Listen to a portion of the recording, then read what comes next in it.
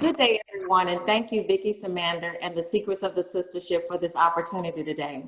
I'm Ruby Reynolds, Board President for the Sistership and Program Manager for GHG Corporation. We have a treat in store for you today, as we have two dynamic women who are icons in their own right and are doing some amazing things in the community. We have Chris Noble with The Rose and Kim Roxie with LAMIK Beauty. I'm going to ask these ladies to take about 30 seconds to give us a brief description of your business and the role that you play within your business. Chris, would you go first? Certainly. Most of you probably know me from my position at The Rose as Director of Corporate and Business Relations, but I like to call myself the friend raiser. You see this white-headed lady out everywhere trying to get you to have your mammogram. As Vicki says, Chris Noble doesn't rest until all the breasts are secure. So that's my role today. But prior to coming to The Rose, I worked for one entrepreneur and then was an entrepreneur myself for 25 years. So those of you out there in business that are worrying what to do, I'm hoping today I can give you some tips on how to manage this and to make this be a really good learning experience for you. And you'll come out of this pandemic business related in stronger than ever. So that's kind of what I want them to know today. Thank you, Chris. Kim? Hi, I'm Kim Roxie, K-I-M-R-O-X-I-E. And like you said, Ruby, I'm the founder of LAMIK Beauty, and I'm also a friend of The Rose. And I created a clean color cosmetic line, meaning non-toxic makeup for women. Of all hues and all colors, to be able to have a safer option for makeup. And as well as I help to raise money with Chris, my adopted mother, to get uninsured women mammograms. Awesome, thank you. So as Chris mentioned, we are in the midst of this pandemic, and we wanted to ask you ladies to share your thoughts about how you can overcome your fear with faith. And we want to know how you're weathering these challenges professionally and personally. So we've come up with a series of questions that we wanted to ask you guys that you can share with the audience. Chris, I'd like to ask you the first question. What is your definition of fear, and is it real? Oh yes, fear is very, very real. To me, fear is the question you ask yourself, can I survive whatever's happening around me? Do I have the tools? Can I help my children? Can I handle my money? Whatever it is that's in your life, it's your feeling that you're not able to handle it. And I'm here to tell you, you can handle it. I want to share a few of my tips with you. I don't know, Ruby, if you want me to do that now. Sure, go ahead. Okay. One of the things, and I know those of you that know me can't believe this, but I used to not talk anywhere near as much as I do today. I was afraid to speak in public. And my husband, my late husband, told me to do what you fear most. So I did different public speakings and got myself elected to a city council in Bel Air. And the first 2 years, the words I said were so moved. The last 2 years, they could not keep me quiet. But I learned that I had to speak up. I had to speak up. At that time, it was speaking up for the city. But because I did that and overcame that fear, the next fear I had, I wasn't so frightened because I'd survived speaking in front of the public. I had survived being on a city council. And so the next task that I was afraid of, I wasn't afraid as much because I knew I survived. So my tip on surviving is do what you fear most. If there's something in your life that you're fearful of, you need to hit it head on and get some help to help you if you need that. Awesome. Thank you, Chris. Mm-hmm. Do you believe that fear and faith can coexist? And how do you navigate around the emotion that fear brings? So a lot of times fear arises, and the emotions of fear can be anxiety. It can be rejection. It could be not being able to see what the end is, uncertainty. And a lot of times in situations like this that we're in and climates that we're in, it's a lot of that sort of circulating. And when you think about faith, faith is the fact that you believe in something that may not show its evidence right then, right? It's the hope that is there. And so seeing that fear a lot of times makes things seem real. So I know you've heard of that abbreviation of fear as false evidence appearing real. And when you look at faith, faith is the evidence of things hoped for. And so when you look at it, it's two different things, but sometimes they do coexist, because one moment you feel one way in your emotions, and the next moment the faith comes in to drive out the fear. And sometimes we might be battling that every day, where we're kind of jolting back and forth. There's a little bit of a tug of war between fear and faith. But I know that a lot of times for me, that the faith drives out the fear. So the fear arises, and then the faith comes to extinguish that fire.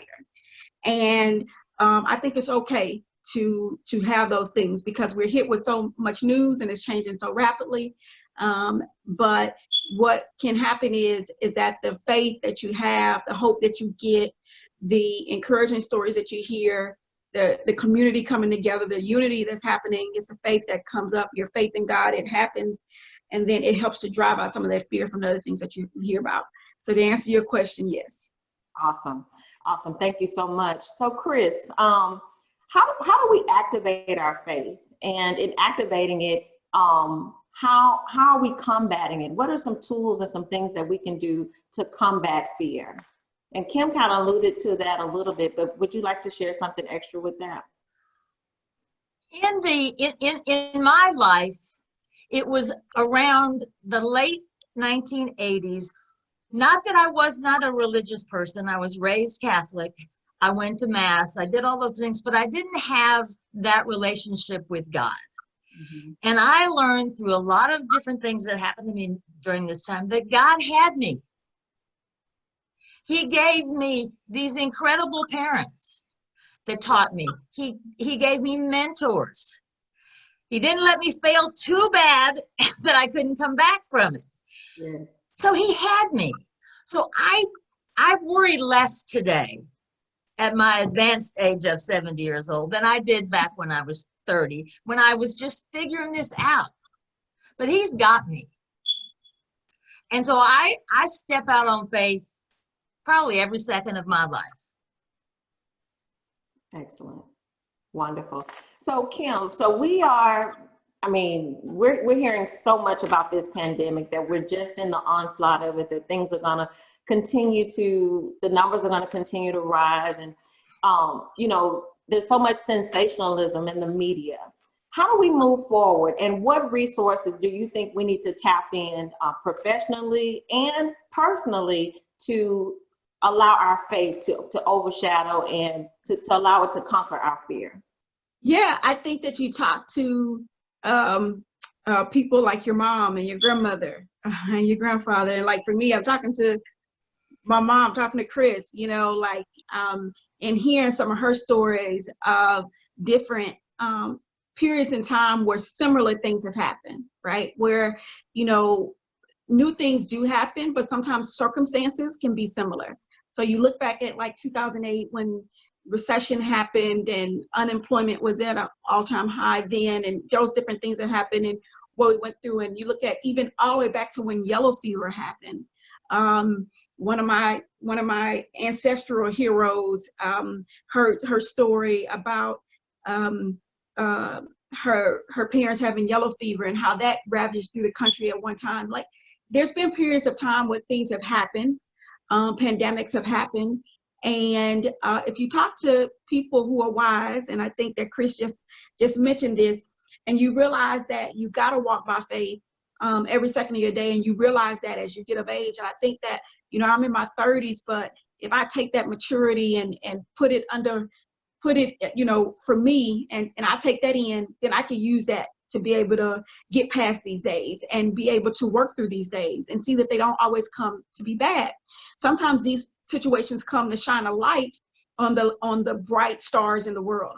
And, you know, we're seeing all kind of stories of where companies, even my company, like we were launching a virtual makeup try-on for women to try on makeup virtually with their phone or their laptop to be able to try on our makeup. Now, this was something that we were launching just because I wanted to make it easier for women to buy makeup online than it is in person, because everybody doesn't have good selection of makeup in the neighborhoods or the cities, the rural areas that they live in. And I didn't know that this pandemic was happening in the same month in March where I was going to be launching this, where South by Southwest was canceled, where I was going to be launching it. I was going to be launching it virtually, just online, which actually made a whole lot of sense. And the fact that COVID-19 is happening, and where people as makeup artists, you know, myself and my team, we can't touch on people right now, and people can't go to our pop-up stores and try makeup and touch it. We had to transition anyway. So to say that we were ready for this. And so it's actually shined a light on that, and people are, media is doing interviews with us and everything right now in regards to how we're navigating this new world, and how us as a beauty company, we haven't had to shut down because we had this virtual makeup try-on technology. So it's situations like that that are happening to show us that it didn't come to defeat us. So by faith, it will make us greater and stronger. Awesome. And you know, I'm a firm believer that all things will truly work together for the good. We want to kind of wrap it up a little bit, and I'd like to ask you ladies just to share some final words of encouragement to our viewers. And then Krish, if you don't mind giving us your parting words or last words of encouragement. Alrighty. I have to tell you, ladies, I was prepared for this. In the late 90s, when I had nothing, I started preparing for this. When 2008 came, I was prepared. So this is a time where you can sit back and reflect on why you weren't prepared. Where could you have prepared yourself? Many instances, it's financial. Many instances, it's financial, but there's a lot of other things. So think about that. Don't overthink about it. Just maybe keep you a journal of something like that.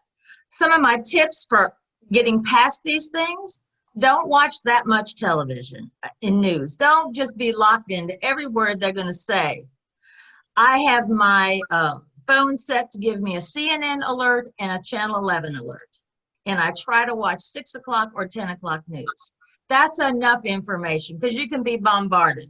And one will say one thing and one will say another, and you'll just be crazy. So just limit your time that you watch it. Find something positive to do. Since this has happened, I have been crafting my little heart out. And sometime soon you'll get to see what I've been making. So find something that you can do, that you might want to do. And I'm just going to wrap it up by saying, try to be the most positive person you know. Positive attracts positive. So be the most positive person you can possibly be. If you need to talk to me about anything, I'm cnoble@therose.org, or Facebook friend me. I'm happy to talk to you about business, health, because when we come back out of this, I'm going to be hammering y'all to get your mammogram. Thank you very much, Ruby. Awesome. Thank you. And Kim? I'd just like to end by saying, I just want to piggyback on what my mom just said. I would say, have your F's together. I know some of us start thinking, have your F's together. What does that mean, Kim? F it up. F, F, F. Faith, finances, and being fit. Those are the three things. When she just said, think about it, be ready for this moment, she said she was prepared. Have your faith prepared. This is the time to invest in your faith. This is the time to feed yourself your devotional, your meditation, your wellness, your mental health. Take this time to come in on that. Maybe you don't write the whole book right now, but maybe you just be calm and learn to have peace and get your faith together to be able to weather this storm now and then ones to come. Finances, definitely now is the time to look at your finances and be prepared for the next time, right? And then F, being fit, having our immune system up, investing in ourselves, eating the right food, feeding ourselves the right things over time. So when these type of pandemics happen, we are ready. And we are in the best shape and condition of our lives. I must brag on my mom a little bit, Chris Noble, because I think those 3 areas she is prepared for. It was so funny, we were talking and she said, yeah, I'm in pretty good. She said, I'm really good to go. I'm healthy. I'm everything. I'm just 70 years old. That's it. That's the only thing, right? And so that's how you want to feel. It doesn't matter when this might happen in your life, what age you are listening to this, if you're a teenager or you are a senior. Being prepared and being ready for the next situation that comes up in our lives that causes turbulence. Having those 3 F's, that fit, finance, and faith, can get you through. Awesome. Well, thank you guys so much. We greatly appreciate your time and your commitment, not only to your various, your companies and organizations that you're part of, but to the sistership. We appreciate your participation and your commitment. And I'd like to thank all of you guys that have joined us today. Please follow us. You can find us on YouTube and Facebook at The Secrets of the Sistership, or you can check our website out at secretsofthesistership.com. Thank you so much, and you guys have a wonderful day. Great job, Ruby. Great job.